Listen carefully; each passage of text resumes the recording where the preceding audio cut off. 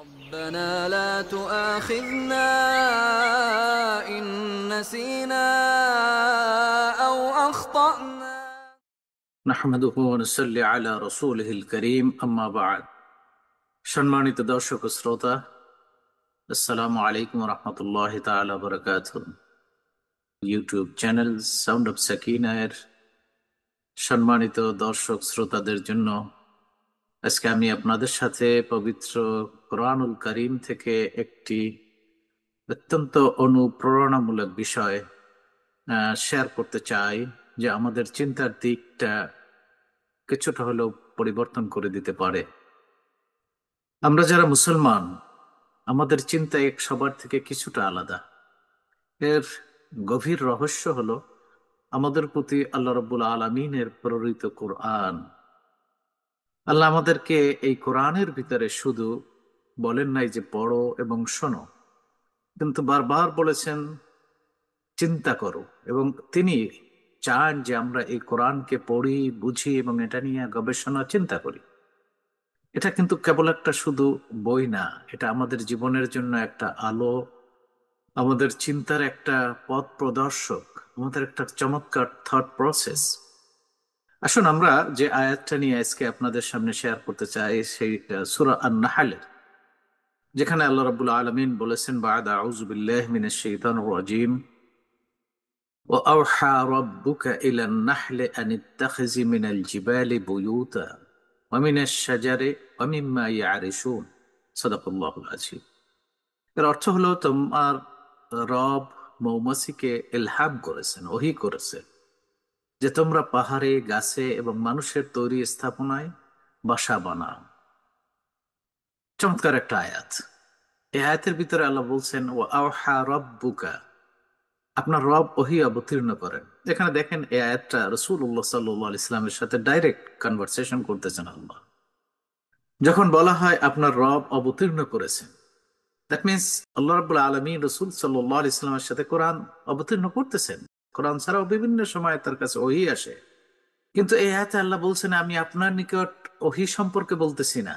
ও আওহা রাব্বুকা ইলান নাহল, আমি মৌমাছির নিকট ওহী অবতীর্ণ সম্পর্কে কথা বলতেছি। যেই রব আপনার প্রতি ওহী অবতীর্ণ করেন, সেই রব মৌমাছির প্রতি কিছু একটা অবতীর্ণ করেন। তো সম্মানিত দর্শক শ্রোতা ভাই বোনেরা, একটু থামুন না, একটু চিন্তা করুন, গভীরভাবে একটু চিন্তা করুন। মৌমাছি এমন একটা প্রাণী, খুবই ইনসিগনিফিকেন্ট, আমাদের জীবনের সাথে অত্যন্ত গুরুত্বপূর্ণ বিষয় নয়। এটা এমন নয় যে আমরা প্রতিদিন এটা দেখি, আর যদি কখনো দেখে যাই, এটা দেখে একটু ভয়ে তাড়িয়ে যাই অথবা ছুটে যাই। আর আমরা যারা শহরে বাস করি, অস্ট্রেলিয়ার মতো জায়গায় বাস করি, আমরা সাধারণত প্রকৃতি থেকে একটু দূরে থাকি এমনিতেই। এই আল্লাহর বিশাল বিস্ময়কর প্রকৃতির সাথে আমাদের সাক্ষাৎ হয় খুবই কদাচিৎ। যে একটা প্রকৃতিকে কখনো এড়ানো যায় না, সেটা আকাশ। সেই আকাশ দেখার জন্য উপরে তাকানোর সময়ও আমাদের থাকে না। আমাদের আশেপাশে আমাদের যাতায়াত এমন, আমাদের ব্যস্ততা এমন যে আমরা কি নিয়ে ভাববো, নিজেদের কথা চিন্তা করার সময় অনেক সময় পাই না। যখন আমরা এই আয়াতের কথা চিন্তা করি, তখন বুঝতে পারি কেবল দৃষ্টিতে দেখা না, হৃদয়ে দেখা, হৃদয়ে গ্রহণ করাটাই হলো আসল। বিশেষ করে আল্লাহ সুবহানাহু ওয়া তাআলা বলছেন যে এমন এক ধরনের ওহী আছে যা আপনার নিকট অবতীর্ণ করেছি একটা ক্ষুদ্র প্রাণী, মৌমাছির প্রতি। তাই আমাদেরকে মৌমাছি নিয়ে চিন্তা করতে হবে, কারণ আল্লাহ যা কিছু বলেছেন সবকিছু আমাদের হেদায়েতের জন্য। আল্লাহ রাব্বুল আলামিন বর্ণনা করেছেন, এই ক্ষুদ্র একটা সৃষ্টি, এটাও আল্লাহর ওহী গ্রহণ করে। তিনি বহু প্রাণীর নাম কোরআনে উল্লেখ করেছেন। অনেক সৃষ্টির কথা আসছে, উট আসছে, পাখি আসছে, গরু আসছে, তাদের নিয়ে এমন ওহী কিংবা নির্দেশনা নেই, শুধু মৌমাছি। তাই একজন বিশ্বাসী হিসাবে এই সৃষ্টি, ক্ষুদ্র একটা সৃষ্টি মৌমাছির প্রতি আমাদের এক ধরনের ভালোবাসা, শ্রদ্ধা এবং আগ্রহ তৈরি হবে। তাই আল্লাহ বলছেন, তোমাদের এই আগ্রহটা এই জন্য করেছি যে এর মধ্যে আমি তোমাদের জন্য শিক্ষা রেখেছি। এই মৌমাছিটা আমাদের শেখায়, যে চমৎকার শিক্ষা দেয়। তিনি চান আমরা শুধু চোখে দেখব না, চিন্তা করব, শুধু শুনবো না, উপলব্ধি করব। যাই হোক, এ আয়াতে আল্লাহ বলেন, ওহা রব্বুকা ইলান নাহলে আনিত্তাখিজি মিনাল জিবাল। মৌমাছির প্রতি আল্লাহ ওহিল নাজিল করে বলেছেন যে আনিত্তাখিজি মিনাল, ইত্তাখিজি এটা সরাসরি আদেশ। এটার একটা এইভাবে বলতে প্রত্যাশিত যে হওয়ার কথা ছিল আনিত্তাখিজা, অর্থাৎ এর বাসা নির্মাণ করা উচিত। ইত্তাখিজি ব্যাকরণগত ভাবে এটাকে ফেলে আমর বা সরাসরি মৌমাছিকে আদেশ দিয়ে কথা বলে অথবা যোগাযোগ করে বলছেন যে তার কোথায় বাসা বানানো উচিত। তো সম্মানিত দর্শক ও শ্রোতা, এখানে যেটা আছে আল্লাহ বলছেন মিনাল জিবালে বুয়ুতা, তোমরা বাসা বানাও পাহাড়ে, ওয়ামিনাস সাজারে অথবা গাছে, ওয়ামিম্মা ইয়ারিশুন অথবা মানুষ যে গৃহ নির্মাণ করে সেখানেও তোমরা বাসা বাঁধো। অর্থাৎ মৌচাষীরা এর জন্য যে খাঁচা বা গৃহ নির্মাণ করে তাতেও তোমরা বাসা তৈরি করতে পারো। সুতরাং আল্লাহ রাব্বুল আলামিন এই ওহী প্রেরণ করে বললেন তুমি পাহাড়ে বাসা বানাতে পারো, গাছে বাসা বানাতে পারো, অথবা মানুষের যে গৃহ বা মৌচাক তৈরি করে বাসা তৈরি করে সেখানেও তোমরা বাসা বানাতে পারো। তো এখানে ইন্টারেস্টিং হলো যদি এই ইয়ারিশু না বলতো, এই জায়গাটা না বলতো, দ্যাট মিনস তাহলে মৌমাছিরা বাসা পাইতাম শুধু পাহাড়ে এবং শুধু গাছে, কিন্তু আমরা মৌ চাষ করতে পারতাম না। আমাদের অস্ট্রেলিয়া বিশাল এই ইন্ডাস্ট্রি, মৌচাকের ইন্ডাস্ট্রি, যার কারণে আমরা মধু খাওয়ার স্বাদ উপভোগ করতে পারি। একটু চিন্তা করেন, আল্লাহ যদি অমিম্মা ইয়ারুশু না বলতো, এই অনুমতিটা না দিতেন, তাহলে আমরা মৌচাক করা বা মৌ চাষ করা আমাদের জন্য একটা কঠিন সমস্যা হয়ে যেত।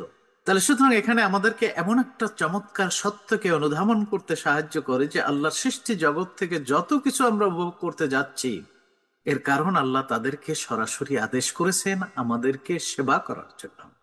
এই পার্টিকুলার ক্ষেত্রে মৌমাছিকে আদেশ করা বলা হয়েছে তোমরা ওখানেও বাসা বাঁধাও যাতে মানুষ তোমাদের মধু নিতে পারে, তোমাদের রেজাল্টটা নিতে পারে, তোমাদের সারা জীবন কষ্ট করে যে জিনিসটা তৈরি করো মানুষ সেটা যেন উপভোগ করতে পারে। সুবহানাল্লাহ। তারা যে সারা জীবনের একটা চেষ্টা সেটা হলো মধু, আর মধুর ভিতরে আল্লাহ রাব্বুল আলামিন আমাদের জন্য রাখছেন শেফা। তা আমি এটা ইনশাআল্লাহ আলোচনা করব পরবর্তী এপিসোডে। আমাদের আজকের শিক্ষাটা এইভাবে নেই যে তিনটা জায়গায় বাসা বাঁধাইতে বলছে, মিনাল জিবালে বুয়ুতা ওয়া মিনাশ শাজারি ওয়া মিম্মা ইয়ারিশুন, পাহাড়ে, গাছে এবং মানুষের তৈরি করা খাঁচা বা গৃহে।